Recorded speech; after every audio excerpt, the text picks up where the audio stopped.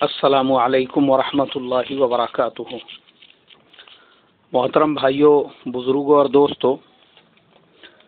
روزانہ تفسیر کے بعد میں آپ کے مسائل کا جواب دے کر تفسیر کے ساتھ میں ہی بھیج دیا کرتا تھا، لیکن آج اس سے ہمارا وہ سلسلہ منقطع ہوا ہے، اس لیے میں آپ کو مسائل الگ سے ریکارڈ کر کے روزانہ بعد میں روانہ کیا کروں گا۔ اس کی وجہ یہ ہے میرے محترم بزرگوں، چونکہ ہم ہندوستان کے لوگوں کی مادری زبان عربی نہیں ہے، اور پرابلم یہ ہے کہ ہمارے اسلام کے سارے علوم وہ ہے عربی زبان میں۔ اسی وجہ سے ہندوستان میں جتنے فرقے ہیں پوری دنیا میں کہیں پہ بھی نہیں ہے۔ اس کا ریزن، اس کی وجہ یہ ہے کہ ہندوستان کے اردو میں ٹرانسلیشن کرنے والوں نے قرآن اور حدیث کی تفسیریں اور اس کی جو شروحات ہے وہ اس طریقے سے لکھی ہوئی ہے کہ ہر ایک نے اپنے نظریے میں اس کو ڈھالنے کی فکر اور کوشش کی،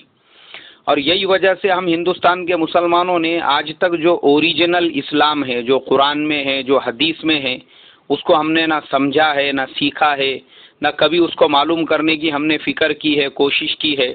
پرانا زمانہ ایسا تھا کہ ہم لوگ بدعت و خرافات میں ایسے گھل مل چکے تھے کہ غیروں اور ہمارے درمیان میں صرف ناموں کا فرق تھا۔ اب کے زمانے میں ایسا ہو گیا ہے کہ ہمارے درمیان میں کچھ ایسی کتابیں ہیں کہ ہم اس کے علاوہ قرآن کو بھی کوئی کتاب نہیں سمجھتے ہیں، قرآن کی تفسیر کو بھی کچھ نہیں سمجھتے ہیں۔ ہمارے نزدیک اگر اسلام اوریجنل کہیں پر ہے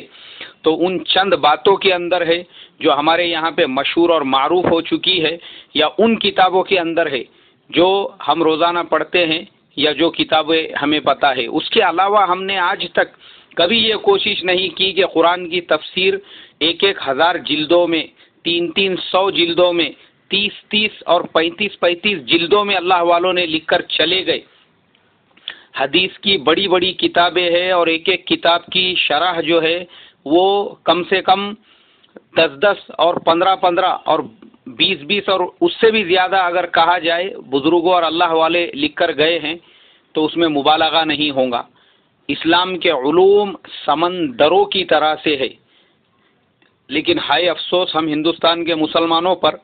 ہم لوگوں نے ان اسلام کے علوم کو کٹورے کے پانی کے برابر سمجھ لیا ہے۔ اسلام اتنا براڈ مائنڈڈ اور وسیع و عریض ہے کہ ہم اس کو تنگ نہیں کر سکتے، مگر اللہ ہمارے اوپر رحم کرے،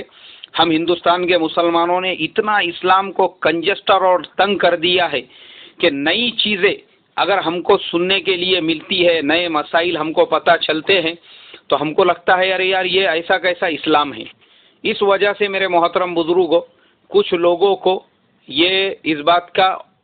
آبجیکشن ہوا کہ بھئی ہمارا جو گھڑا ہوا اسلام ہے جس پہ ہم ابھی تک عمل کرتے آ رہے ہیں، اس میں یہ نئی چیزیں ہم کو سننے کے لیے مل رہی ہے، تو اس وجہ سے مجھے اس سلسلے کو منقطع کرنا پڑا۔ لیکن میرے محترم بزرگوں، میں نے تو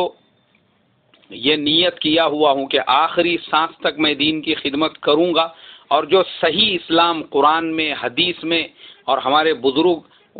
انہیں جو ہے اپنی کتابوں کے اندر جمع کر کے چلے گئے ہیں، میں اس کے ذریعے سے امت کی رہبری رہنمائی کروں گا، بھلے ہی کتنی ہی مخالفتیں ہو، بھلے ہی کتنے ہی لوگ روکے، لیکن ہمارا جو کام ہے وہ ہم کو کرتے رہنا ہے۔ تو اس لیے آپ اپنے مسائل پوچھا کریں، انشاءاللہ ہم اسی طریقے سے ریکارڈ کر کے امت کے ہر فرد تک یہ مسائل کو پہنچائیں گے، تاکہ امت کو پتہ چلے کہ جس اسلام کو کچھ لوگوں نے کٹورے کا پانی بنا دیا ہے، وہ اسلام کتنا بڑا سمندر کی طرح سے وسیع و عریض ہے۔